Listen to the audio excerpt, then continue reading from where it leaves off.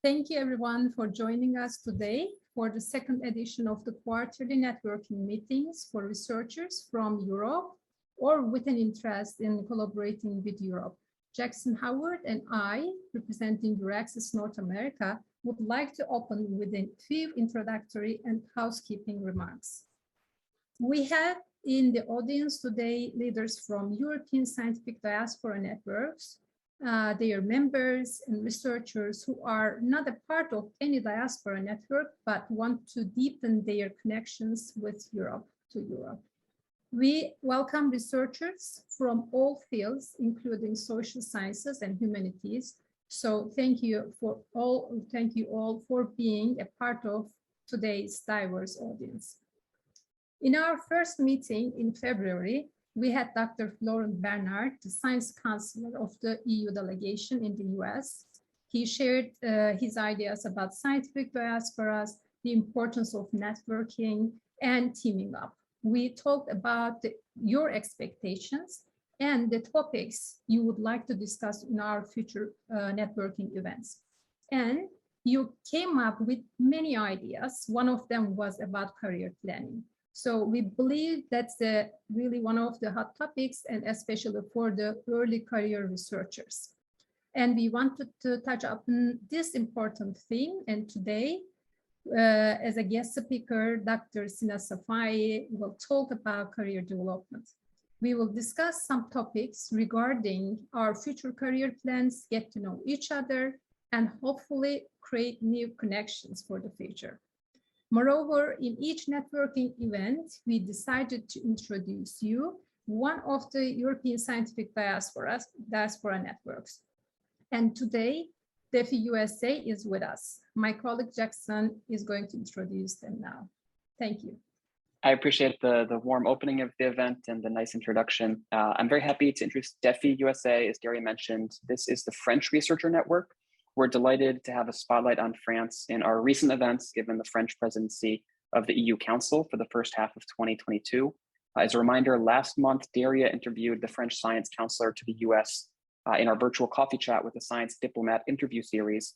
And then earlier this month at our European Research Day event, we featured her again on a panel on transatlantic innovation, and also heard from the Deputy Ambassador of France to the US, as well as later in that same event, the director of the North America office of CNRS, the French National Center for Scientific Research. I'm going to take a quick moment here just to share my screen. We want to share with the audience here.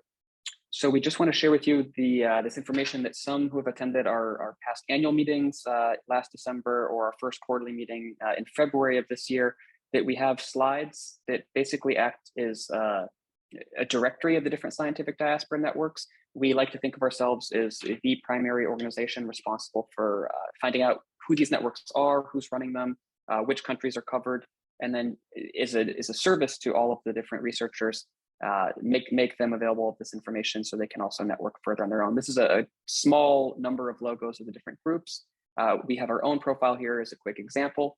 So what I would like to do is ask you to contact us to create a slide if your group doesn't already have one. Whether you're a diaspora leader or if you're a member of a diaspora group and you want to see if your group's involved, just simply get in touch with us. I'm going to make sure that our contact information is in the chat in a moment. But with that, I've been mentioning DEFI USA.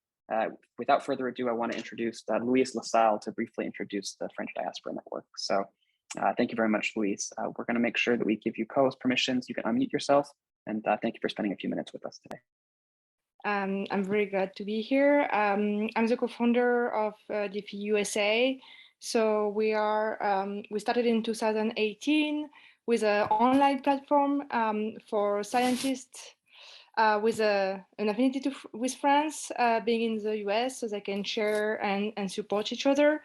We also organize events with the French embassy or on our own, and we provide resources for the scientists to have a better experience here in the US, and to also provide them support for their career, whether they decide to stay or go back and come back to Europe. And we have been working with EURAXESS for a while now, and it's very nice to be able to interact with this organization, and they provide great support for us. So thank you, and I will drop the website if you want to check us. Thank you so much. Thank you, Jackson. Thank you, Luis. We're very happy to work with you. You're all the time with us in our events. And now I want to introduce our guest speaker, Dr. Sina Safayi. He's also one of our best colleagues, of EURAXESS, because we have really a lot of good friends because we are all the time organizing events related to career development. So Dr. Sina Safayi has over 2 decades of experience in STEM, research and education across Iran, Denmark, Japan, and multiple US states. He's a subject matter expert in life sciences and workforce development, for example, global mobility, resulting in 31 peer-reviewed and over 130 other publications, presentations, invited talks, and interviews. In his current role at Rush University Medical Center in Chicago, and similar to the offices he previously led in Houston and Okinawa, Japan, he develops and institutes programs to foster early career scientists' career and professional development. What a really nice, biography. It is not really, I know that he has more to, share with us, but today I think he has just a kind of limited time. So I just want to give the floor now, Jackson, to introduce our other friend, Paolo, and then, go on our event. Thank you, Jackson.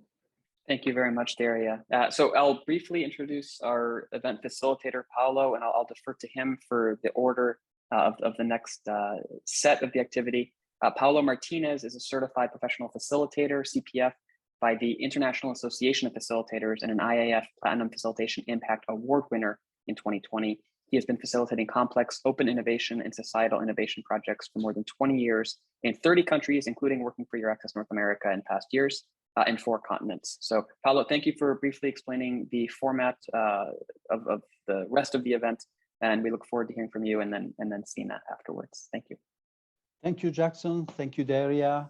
It's a pleasure to be with you all with the diaspora. And as you all know, a diaspora is strong when people connect.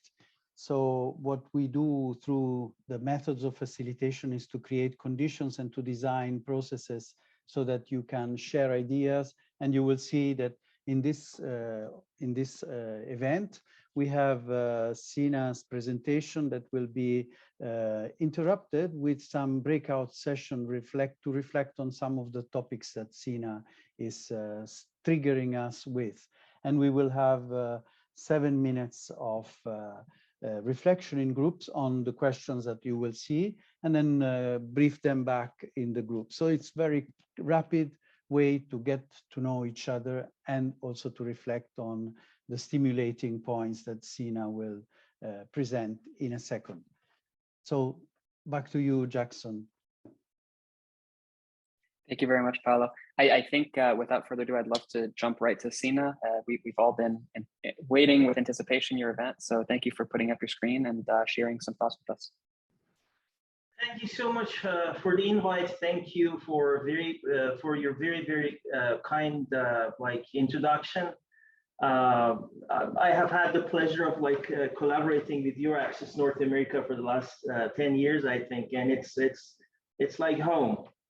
And I'm hoping at the end of this session, we all leave with a few tips about career planning. And of course, it's just the stuff that I'm sharing today are just tip of the iceberg. I'm mindful of a diverse array of research background, educational background that you're coming to this session. And I try to offer something that would be applicable to anyone, regardless of whether they're from humanities, social sciences, or STEM, or whether they're early career scientists or senior in their profession. Any of us at any stage in our career need career planning until we get retired. So Paulo would share, do you want to share your screen, Paulo?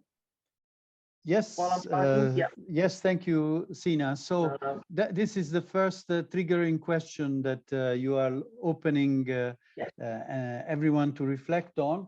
And what we will do, as I said, you will be in a few seconds be assigned to a random room where you can reflect on what Sina was sharing as a question.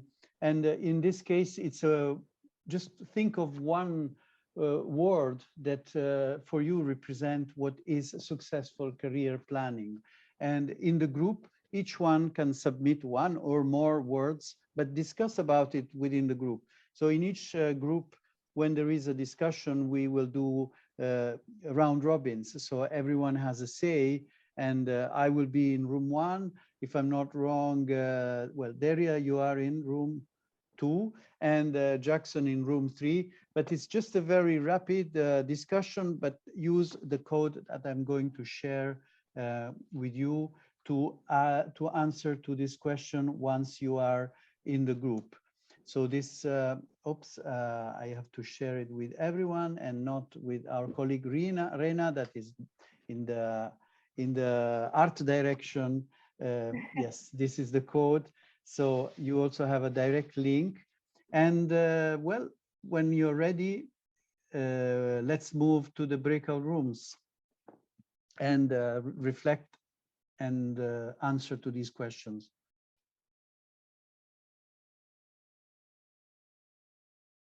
So welcome back. Welcome back. Let's see what came out from this. In our case, it was really nice and inspiring popping out of ideas. Well, the most, as you can see from the cloud, the concept of being adaptive and realistic. In my case, in my room, I had 2 people that were, they also had to combine their choices with the ones of their partner. So, you know, making, as Diane was saying in the start, to plan a big skeleton, but then within that big skeleton of a plan, adapt and be flexible and look for, well, the other words that I can ask Jackson from your group, what were the main words coming out? So intentionally or unintentionally, we ended up having it be that we weren't sharing the words themselves. We were sharing some reflections and reactions. So I don't know what the others actually put in terms of the words, but I can see networking is the biggest, and I can tell you I did that one. We ended up having a conversation when Sina joined in about sort of the adapting trends in best practices in career development, and how the 5-year plan has now become the 3-year plan with how quickly the job market and job realities change. So I've learned a lot. I would highlight networking as the main one. Thank you. And would you like also to add something, Daria, from your group? Okay, so our group also mentioned different things like networking, and we just said that we have all different backgrounds, different expectations. So what is successful is kind of more subjective, idea, but we also, shared the importance of communication and finding our purposeful meaning of our, how can I say, what is the main aim of our life is more important to find the success of our career planning. So it was something that similar words we covered, like motivation. Yep. Thank you, Daria. Sina, does this picture, is there anything that surprises you or concerns you? No, actually, like realistic and adaptive, these are aligned with the studies on those who have gone global. Expatriates or expats, like scholars, are more resilient and more adaptive because they have gone through multiple repetitive changes by changing the country, changing the norms, and etc. So this was very nice to see that these words came up as the most meaningful ones. Thank you, Sina. I give you back the floor for the second part of your presentation. Thank you. So thanks everyone for nice discussions and words, but I'll review some of the stuff that you mentioned in your breakout rooms and the word cloud. As Daria mentioned, for the last 20+ years, I've worked in multiple countries, multiple states, multiple cities, etc.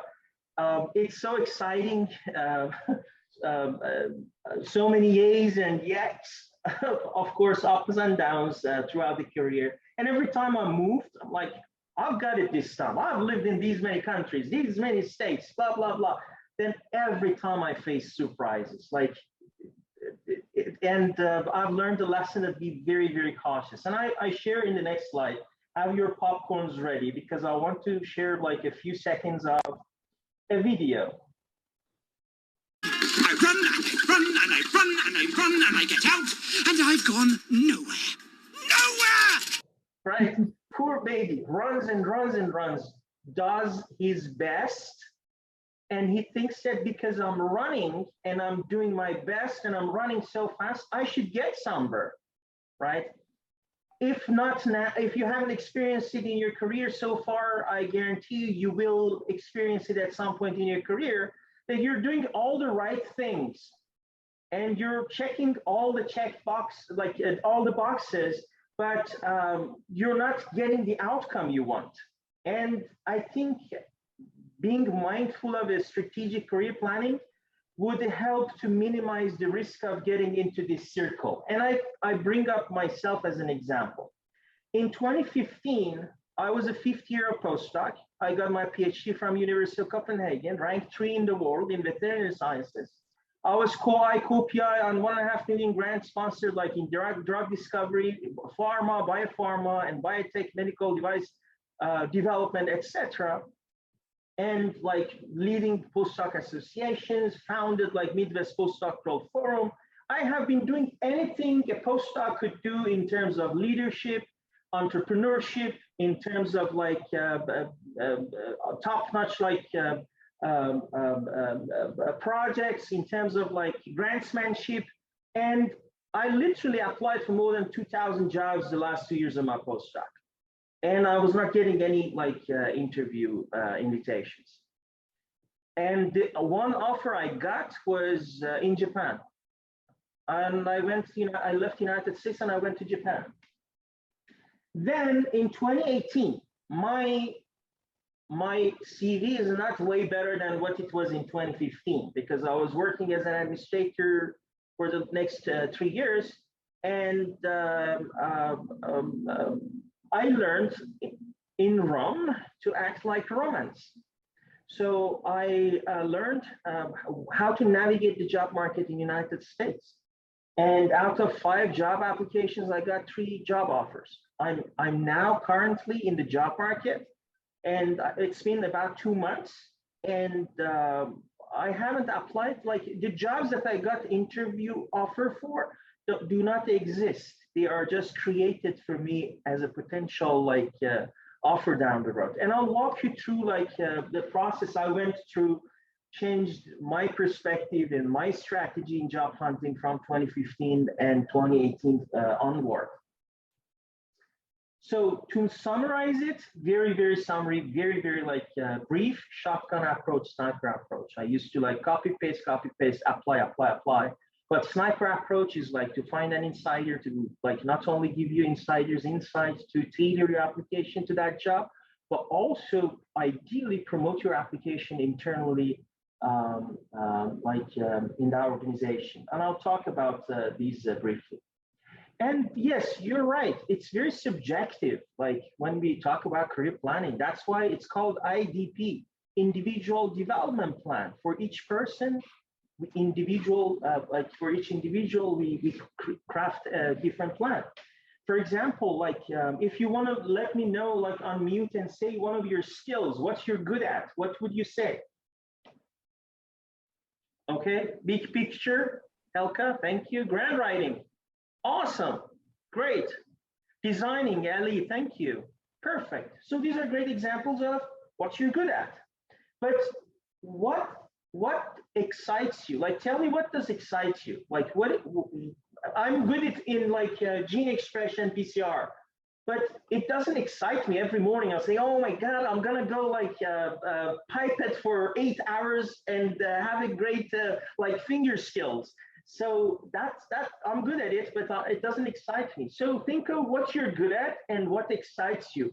I'm gonna go like Ali, for example, or Da Young. I'm gonna go like do grant writing today. That's how exciting! I'm gonna like make some money out of the proposals. Interdisciplinary collaboration, Nils, for example. Like I want to go to work and like make some interdisciplinary collaborations amongst multiple institutions or groups. So define what you're good at and what excites you. So overlap of these two with values. What are your values? Work-life balance? Europe, hashtag work-life balance.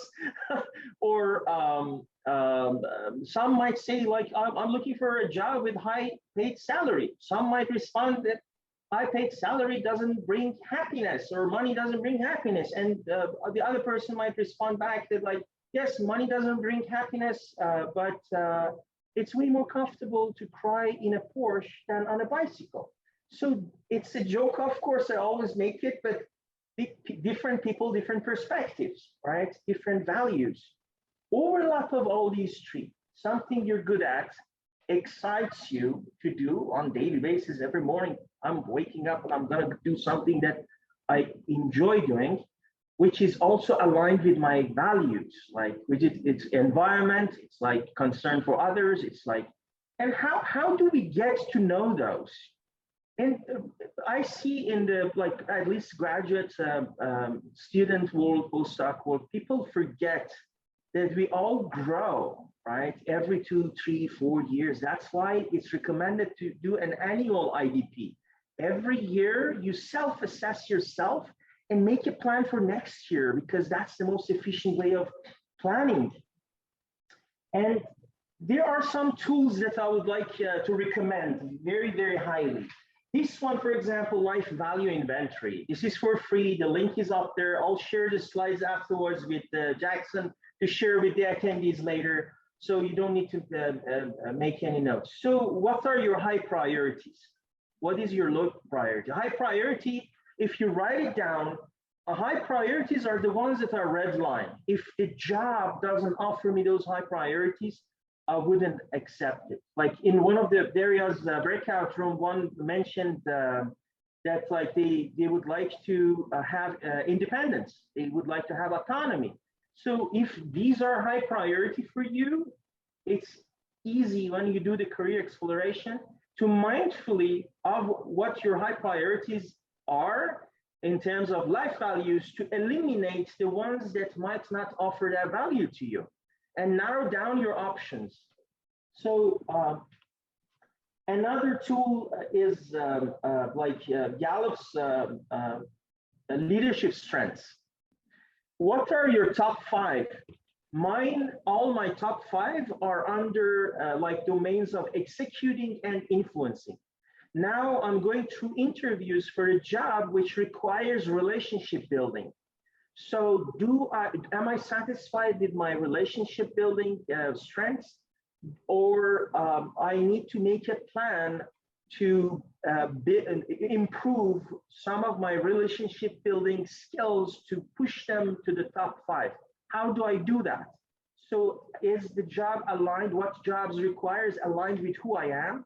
Or I'm gonna struggle because it's me, what I'm good at. If I do it, if I utilize my strengths, that contributes to my happiness.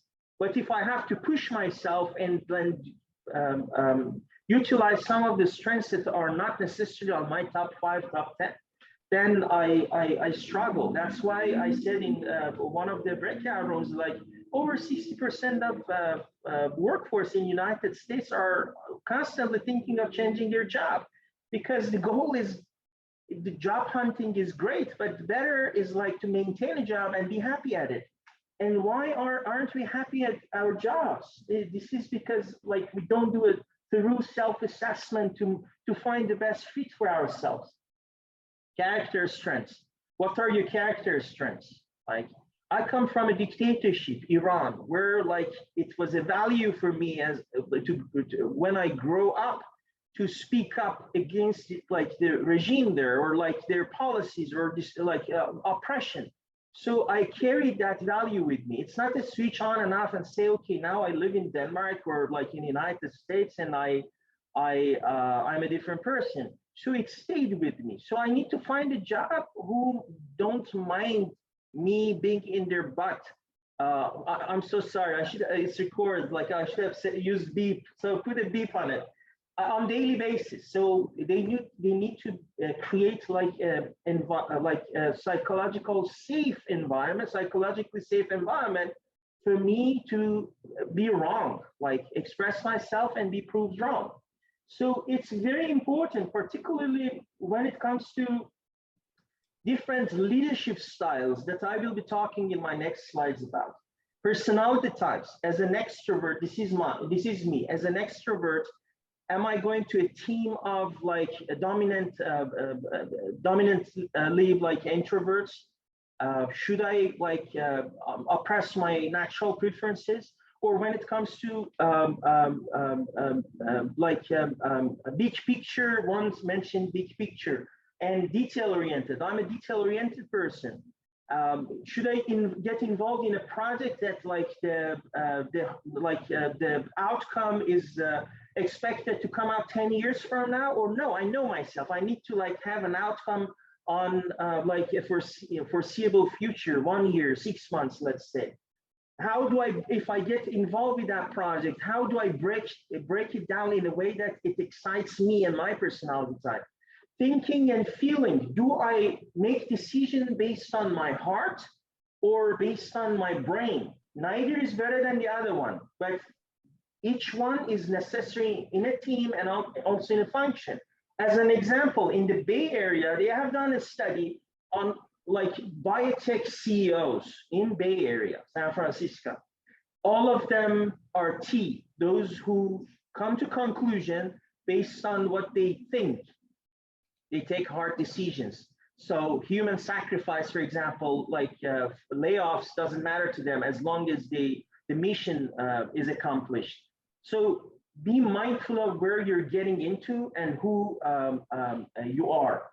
Also, are you planful or spontaneous? If you get into like interdisciplinary like function, you have to work with others and are not as organized as you, or you're spontaneous and they're like pushing you to start working on a project which takes 2 days, 30 days in advance. So how to navigate and communicate these.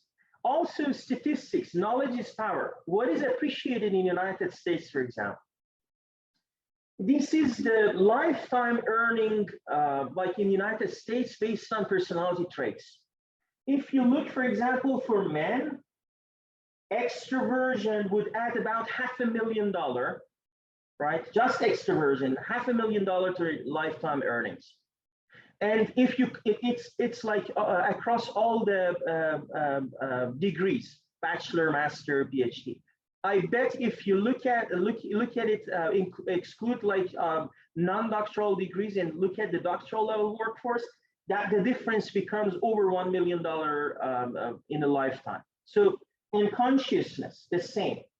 So the other like disappointing like stat you see here is that when it comes to IQ and agreeableness, it's different for men and women. The job market, like women with lower IQ and more agreeable than men. It's wrong. We need to know the stats to be able to change it. We know, like now you're in leadership positions or will be in leadership positions. Please go and change this nonsense.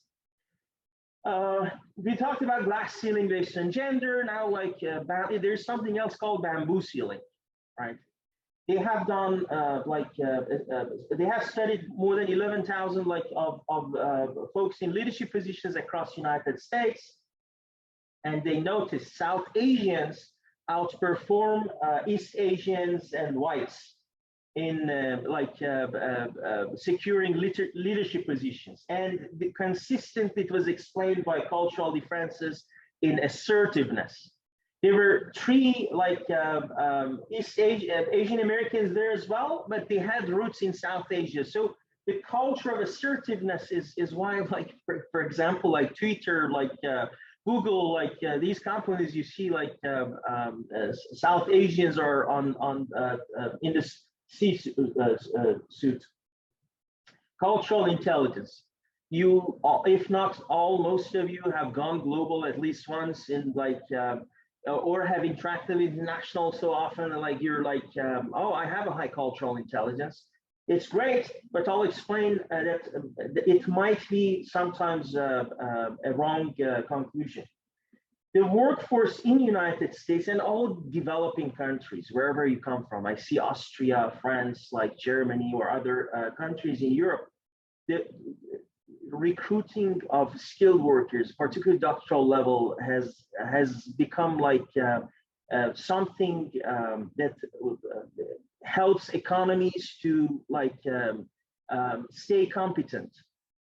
In the United States versus 20 years ago, now we have twice more. 1 out of 2 doctoral level workforce are foreign born.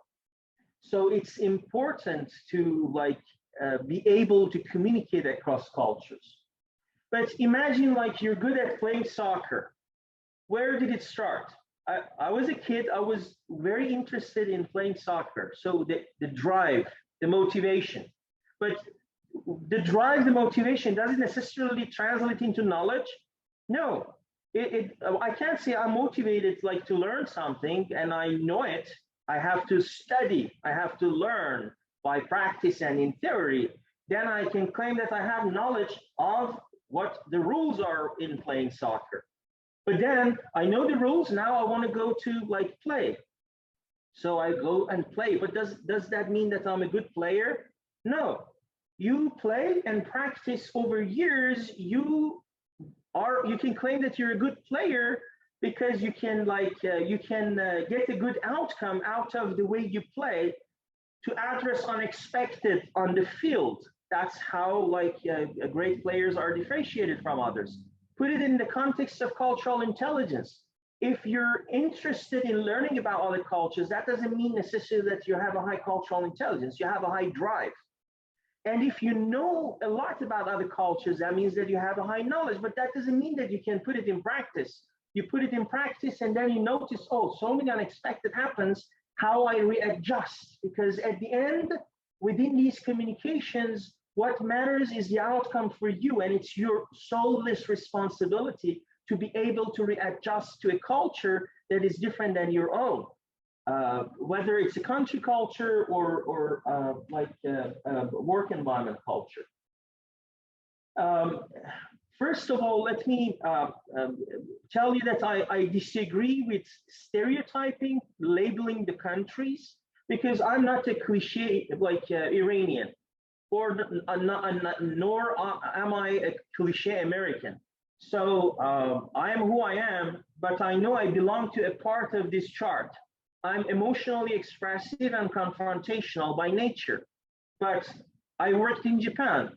They're most of the dominant culture there is they're not emotionally expressive and they avoid confrontation. But I have to, I should not assume that everybody knows that I come from a different part of this chart. And I should not assume that I should stay who I am and behave as an individual because for the sake of diversity, I'm I need to stay true to myself and be who I am. No, if you want an outcome out of that communication relationship as at work, you need to be mindful of how to readjust with a high cultural intelligence to the norms they're expecting. And it's very important, particularly in global mobility. How we build trust. Are you coming from a culture of cognitive trust, like the dominant culture of trust in the United States, or a culture of affective trust? A trust like Eastern cultures usually are like that way. Like we need to like drink tea or beer with you first, talk about families, and then build a relationship and then do business. But it's nonsense to someone coming from a culture of cognitive trust, because it's business. Why do I need to know about your kids? Why do I need like to make a friendship with you? How to like navigate in your relationships with folks doing business, communication at work, to avoid imposing your standards, which are relative, to someone else, because down the road, that's why they build up like resentment, or there's a potential for build up resentment. What are the leadership cultures, right? Top-down, egalitarian, consensual, hierarchical. Each individual might have. In the United States, I have seen like folks from all different corners of this chart. Like they have, regardless of the name of countries. Like yesterday, we were talking about the format of this session. So egalitarian, consensual, right? All four of us were like talking and coming to a conclusion. That's what I prefer. I always have had a hard time to like adopt myself to the dominant culture of top-down egalitarian in the United States, because that top-down made problem for me looking at my students, for example. In Denmark, I was looking at my students as peers, eye to eye. But in United States, I cannot repeat that. Why? Because it's not the students' like perspective. They look up in the power dynamic. Because of the top-down culture, they look up to a higher level in terms of like higher power to a teacher. So how to adapt to the dominant or expected culture, like in a new setting, in a company that might be the same. It's the last one. 85% of jobs are like secured through soft skills. If you look at applicants, like you're not competing with hundreds, you're competing with the top 10. And top 10 have like as good as hard skills as you have. What are the soft skills you could show to differentiate yourself from other applicants? So who am I? That's the first step of career planning. Self-reflection, breakout rooms. So we are back, and the question that you launched, Sina, is very philosophical. You know, it's not just about who I am, but it's also about, am I what I am, and will I be what I am? It's so this was the big discussion in our group, and some of us wrote ideas, and if you like, I can quickly share the screen. Others may add. But it was a very rich discussion in our group, at least. That's exactly the point, because like sometimes we forget the difference between our ideal self and our real self. The more we do self-reflection, the closer these two should become, ideal self and real self. And the jobs we accept to pursue, that's one of the reasons like more than half of folks in the United States are unhappy with their current jobs, right? That's the most detrimental to career planning. Sorry, go ahead, Paul. Well, it's basically, I think this was what was coming out in our discussion. It was a pleasure to be with Ali and Helka. And yes, reflecting on, you know, how sometimes we are feeling that the organization is measuring us, and this is putting pressure, and maybe we would like to move in a more creative environment and so on. How was it in your group, Jackson? I will admit, I am only right now filling in the Who Am I text section on Menti, because we were reacting to different parts of Sina's presentation. And I noticed we were breaking down in different chunks, the different aspects. for me, I described, you sort of hit a wall when you might know the qualities of yourself, you might know the types of jobs you like, but that sort of middle point of the funnel, of the hourglass, let's call it, is the job application itself, and the fact that it can be hard to put this into paper, a lot of these intangible qualities. So we sort of took this frustrating middle point and discussed it from there.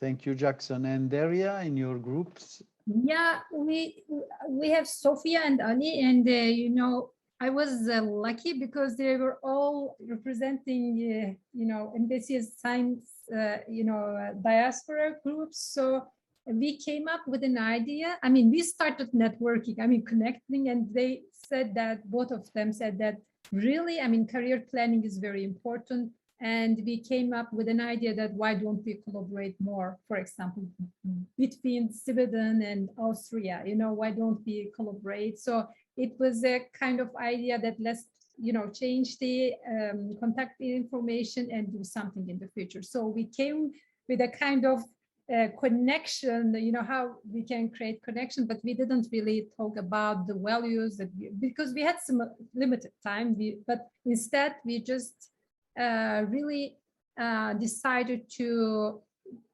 do something on career development. It's really important, and probably we will, in the follow-up, as a follow-up, Sophia and Ali are going to work on this in the future. Thank you. In our group, the idea of taking a perspective was taken from different perspectives, in the sense that Ali, connecting from Iran, thinking of what is happening, you know, and how is the world moving? And in the case of Elka, taking a step back and finding this session full of ideas that can inspire and trigger, you know, awaken us, maybe relating to the topic of career and purpose in life. Sina, back to you. Thank you. Lovely, lovely. So who am I? That's a question you need to ask yourself once in a while. And you're right, like career planning is not just self-reflection. Self-reflection helps you to knowingly eliminate the jobs that are not good fit for who you are and what you are looking for, and narrow them down to your goal.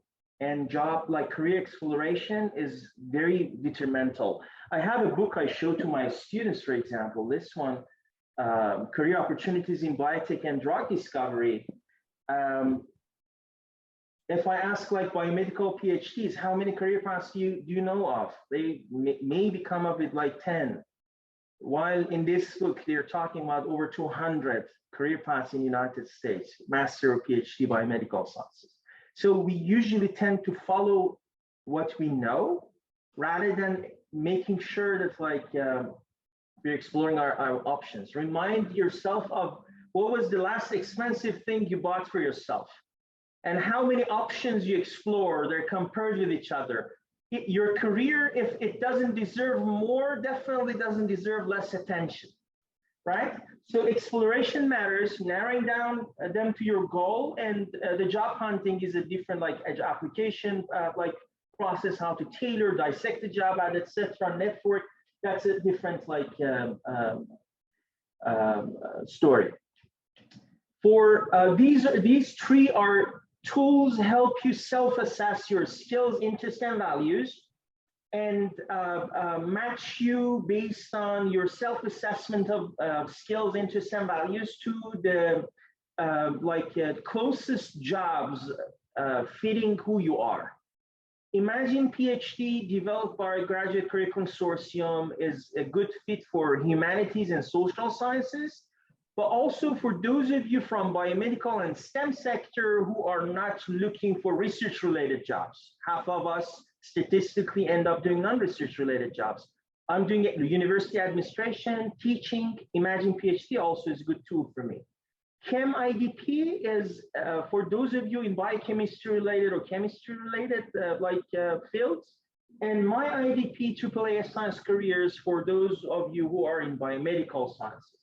So these are great tools that you can utilize to self-reflect and match yourself. Virtual brand, statistically speaking, more than 90% of recruiters look you up online, and close to half of them change their minds based on what they find or what they don't find, positively or negatively.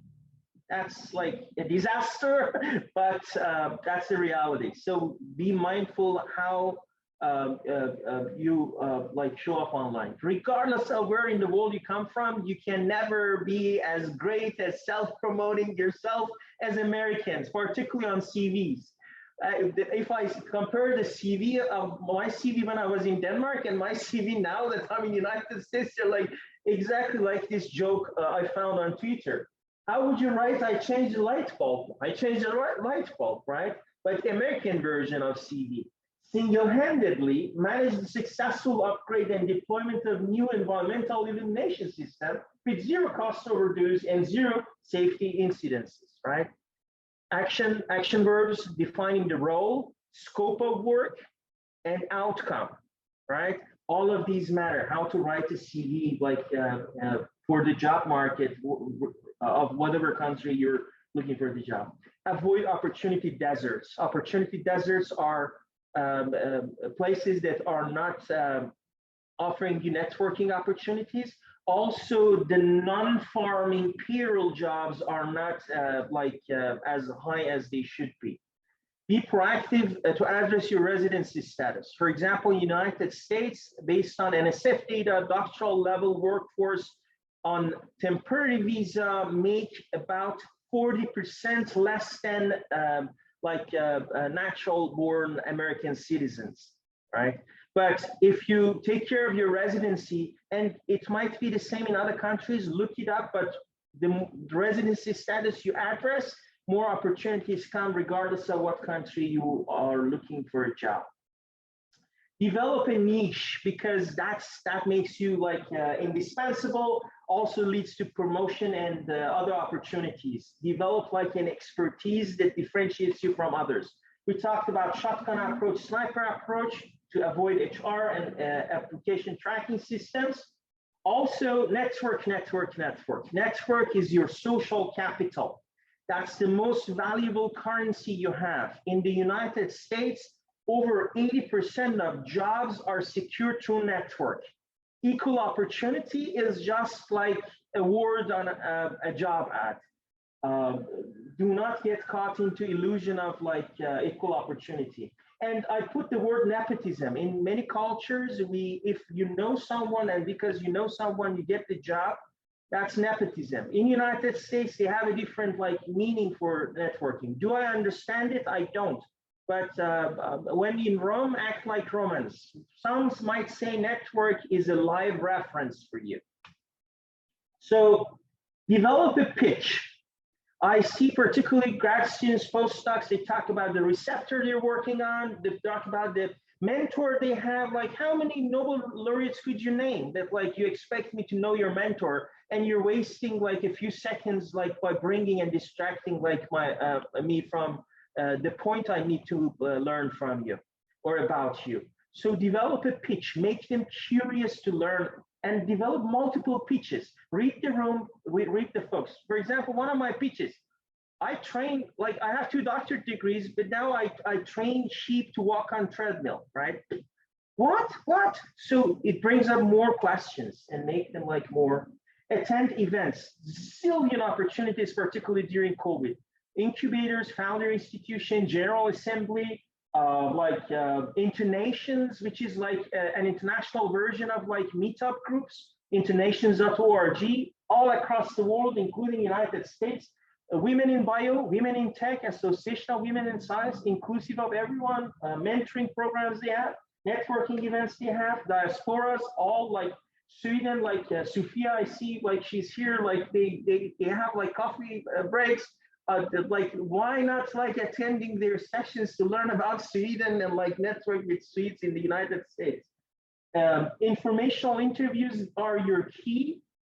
Informational interview, for example, Sina, could I take half an hour of your time? How did you get there? What are the pros and cons of what you do? What would you have done differently when you were in the job hunting process, knowing what you know today back then? Would you have pursued the same career? And make yourself familiar with the informational interview questions. Also, through informational interviews, you can recruit folks to your network. Two most important ones are strategic ins, those who are well networked and do not hesitate to utilize and offer their network to you.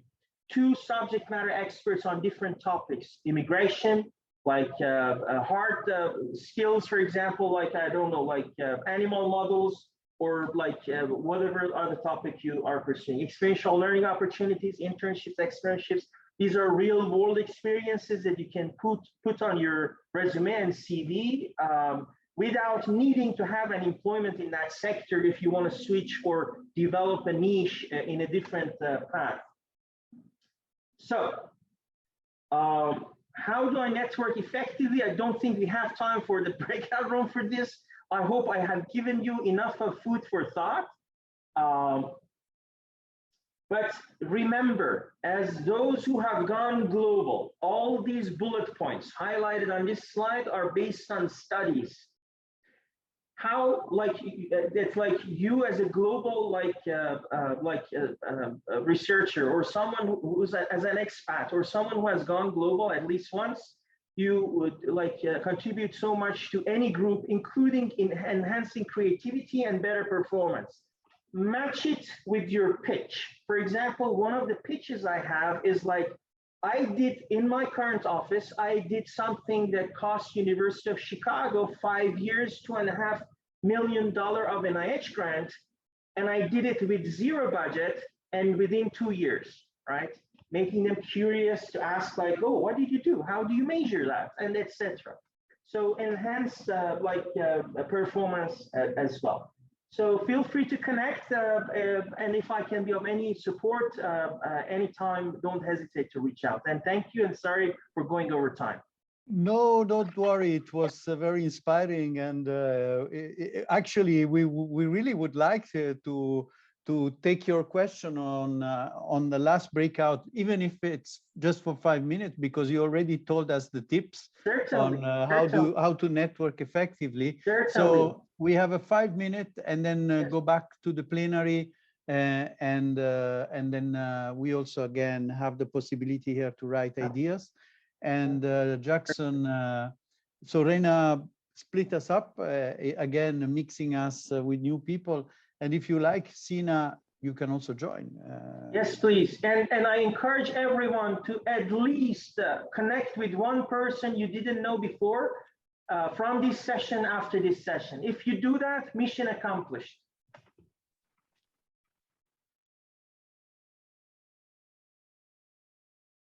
So this was a really a quick connection, and I suppose well, one of the things that came out was well, we need time. You know, you don't just create a connection with someone, as Julia was saying, you know, at the cocktail. You need to have people who have similar values like you. You need to feel that there is something to say, not just a similar purpose. So it takes time. It's not something that happens at the click.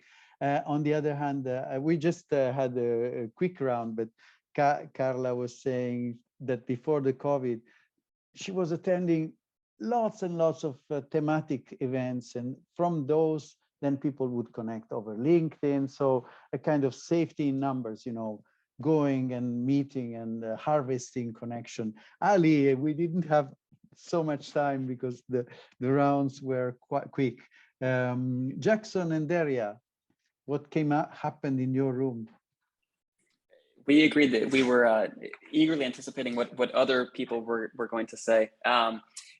We talked about how in our professional roles, it's quite easy because we have a certain hat to wear, and having institutional support behind us, it can happen quite naturally. But then if you look at it from a personal perspective, it can be a little bit harder. And that's something we're still developing this thought. And I think we have each other's contact information, so I'm positive we'll continue the conversation.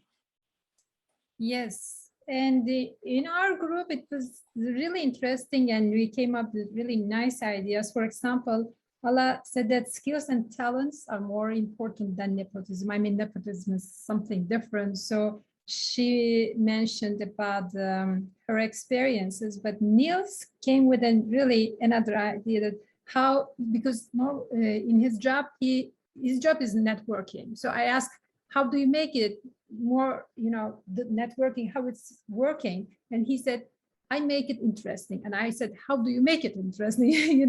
So we talked about these, how do this networking more effective and interesting? For example, he said that he is doing some local initiatives like conferences, university-based, connections. It's all working. And Diane from South Korea, she said that she's trying to be more outgoing and then reaching out communities, common things, values, and trying to be more friendly, more close, a bit more extroverted, networking. So we talked within just 3 minutes, we all discussed these ways of being, more effective in our networking events. Wonderful. Well, this was like a quick experience. So I give back the floor. Thank you very much, Sina, for the inspiring pictures and information and links and tools. Lots of really useful material. Jackson and Daria, the floor back to you as EURAXESS North America. Thank you. Well, I want to thank Daria for opening the event, and there's a lot of people here to thank. So first and foremost, Sina, your remarks were insightful, and both in the chat and in the breakout rooms that I was in, people were talking about how they had a lot of reactions they wanted to give and ideas they wanted to develop further. So I think the event was a big success. Paolo, Daria, Rena, thank you for putting together this dynamic event. And then also I want to thank Young, who's been taking notes for us that will help us compile a post-event report that we'll share with everyone once we have the recording ready and some of those event notes that we can fully process and put basically a sort of summary that's longer than a few sentences, but something that can help people put the recording into context and then hopefully feel stimulated to join future editions of the quarterly networking sessions. So as a reminder, the plenary sessions will be shared and the recordings of the breakout sessions are really just for note-taking purposes, and those won't be shared publicly.